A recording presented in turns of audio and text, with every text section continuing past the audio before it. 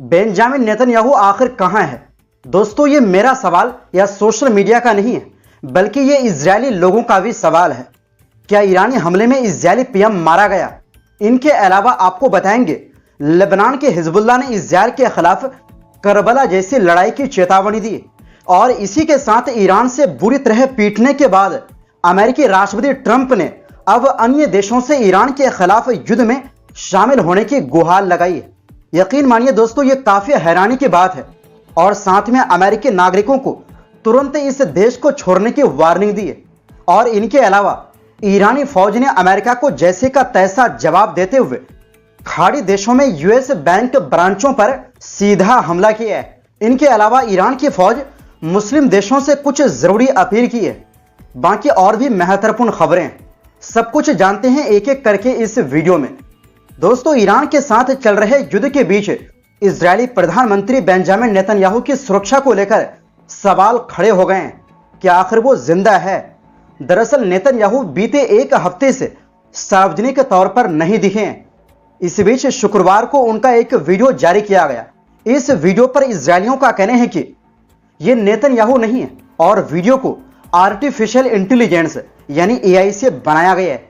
Video में Netanyahu के हाथ में कथित तौर पर 6 उंगलियां दिखने से इस चर्चा ने जोर पकड़ा है। हालांकि ये सब चर्चाएं सोशल मीडिया तक ही सीमित है।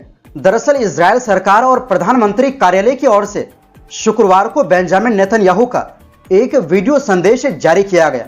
8 मिनट के इस वीडियो में उन्होंने ईरान से युद्ध और दूसरे घरेलू मुद्दों पर कई बातें कही। हालांकि इस वीडियो के आने से कुछ ही घंटे में एक नई बहस शुरू हो गई। वीडियो में नेतन्याहू के दाहिने हाथ में 6 उंगलियां दिखने से सोशल मीडिया यूजर्स ने शक जताया कि वीडियो एआई का इस्तेमाल करके बनाया गया है।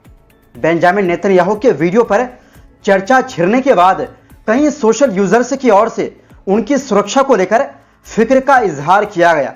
चिंता जताने वालों में अमेरिकी कंजर्वेटिव पॉलिटिकल कमेंटेटर कैंडिस ओवेंस भी है। उन्होंने सोशल मीडिया पर पोस्ट करते हुए पूछा कि बीबी यानी नेतन्याहू आखिर कहां है। कैंडिस ने एक्स पर अपने पोस्ट में लिखा कि क्या इजरायल का पीएम ऑफिस नेतन्याहू के फर्जी एआई वीडियो जारी कर रहा है? दरअसल नेतन्याहू को लेकर उनके समर्थकों में इसलिए भी चिंता है क्योंकि कई मौकों पर ईरानी मीडिया और सोशल मीडिया पर उनकी मौत की अफवाह बीते कुछ दिनों में फैली है। हालांकि यह अफवाह आने वाले वक्त में साफ हो जाएगा कि यह अफवाह थी या फिर सच है। वहीं दूसरी ओर दोस्तों, इस वक्त लेबनान में इजरायल भीषण हवाई हमला कर रहा है, और जमीनी हमला भी बड़े पैमाने पर करने की तैयारी में है, क्योंकि इजरायल का मकसद लेबनान से हिजबुल्लाह का नामो निशान मिटाना है। लेकिन दूसरी तरफ हिजबुल्लाह भी इस बार पूरी तरह तैयार होकर मैदान में उतरे और मुंहतोड़ जवाब दे रहा है। इस बीच लेबनान के संगठन हिजबुल्लाह के एक वरिष्ठ सूत्र ने शनिवार को अल जजीरा से बात करते हुए कहा कि अगर इजरायल ने लेबनान में जमीनी हमला किया तो हिजबुल्लाह करबलाई लड़ाई लड़ने के लिए पूरी तरह तैयार है, और इजरायल को इसकी भारी कीमत चुकानी पड़ेगी। दरअसल दोस्तों, करबला की लड़ाई इराक के करबला में पैगंबर मोहम्मद सल्लल्लाहु अलैहि वसल्लम के नवासे हजरत इमाम हुसैन और जालिम उम्मयद खलीफा यजीद की सेना के बीच हुई थी। ये अन्याय और अत्याचार के खिलाफ सच और इंसाफ की लड़ाई थी, जिसमें इमाम हुसैन और उनके 72 साथियों ने यजीद की सत्ता को मानने से इनकार करते हुए शहादत दी थी। यानी हिजबुल्लाह इसी लड़ाई की बात कर रहा है।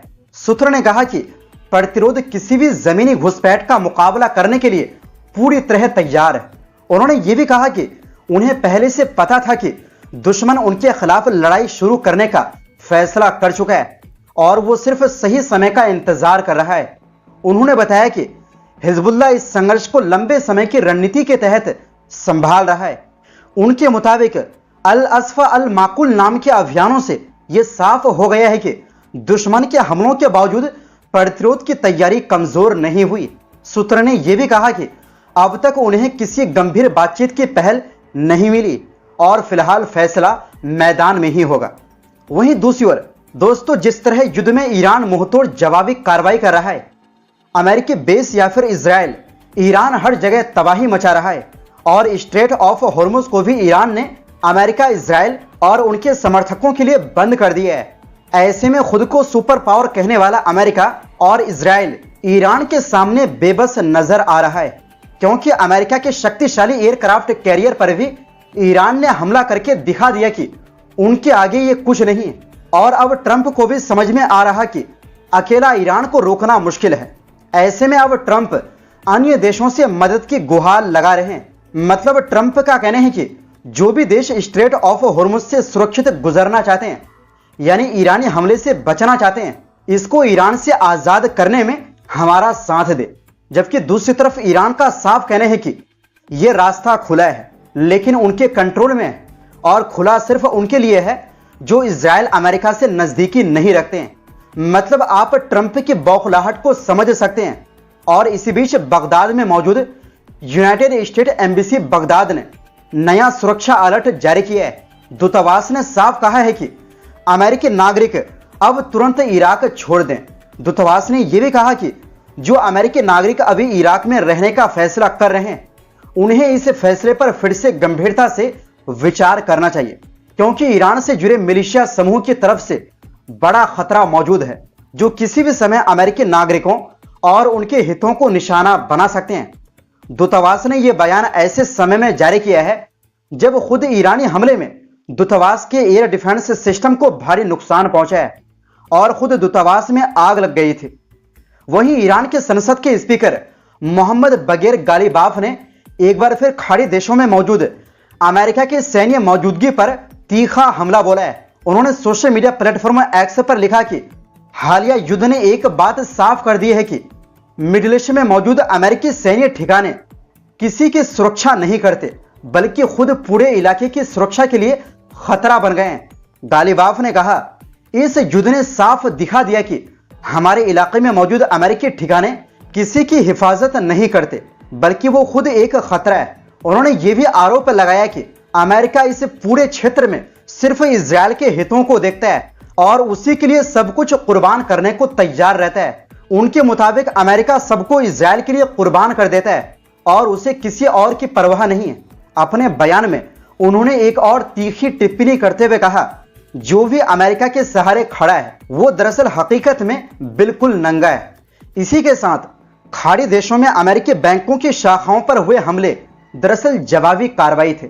ये बात ईरान की IRGC के प्रवक्ता सरदार नईनी ने कही।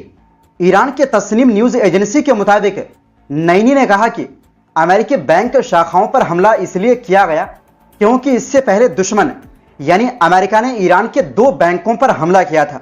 उन्होंने साफ चेतावनी दी कि अगर दुश्मन ने दोबारा ऐसी कार्रवाई की तो पूरे इलाके में मौजूद सभी अमेरिकी बैंक शाखाएं ईरान के लिए वैध निशाना बन जाएंगी। इसी बीच दुबई इंटरनेशनल फाइनेंशियल सेंटर इलाके में लगातार 2 हमलों के बाद दुबई में मौजूद कई बड़ी अमेरिकी वित्तीय कंपनियों को अपने दफ्तर खाली करने पड़े। हालात ऐसे हो गए कि कई कंपनियों ने अपने कर्मचारियों के लिए वर्क फ्रॉम होम लागू कर दिया। रिपोर्ट के मुताबिक सिटी ग्रुप और स्टैंडर्ड चार्टर्ड जैसी बड़ी कंपनियों ने कर्मचारियों को घर से काम करने के लिए कहा। वहीं HSBC ने कतर में अपनी शाखाएं बंद कर दी और पूरे इलाके में अपने कर्मचारियों के लिए रिमोट वर्किंग पॉलिसी लागू कर दी। इसी बीच दोस्तों, ईरान की सेना के प्रवक्ता ब्रिगेडियर जनरल अबुल फजल शेखारची ने मुस्लिम देशों के नेताओं से अमेरिका और इजरायल के खिलाफ एकजुट होने की अपील की है। ईरान के सरकारी चैनल प्रेस टीवी के मुताबिक उन्होंने कहा कि इस्लामी देशों को ईरान और वहां के लोगों पर भरोसा करना चाहिए और पूरी मुस्लिम दुनिया की एकता के लिए साथ आना चाहिए। शेखारची ने कहा कि अमेरिका और जायूनी ताकतों के प्रभाव के खिलाफ इस्लामी देशों को मिलकर खड़ा होना होगा। उनका कहना है कि मुस्लिम देशों की एकजुटता ही इस्लामी दुनिया को मजबूत बना सकती है।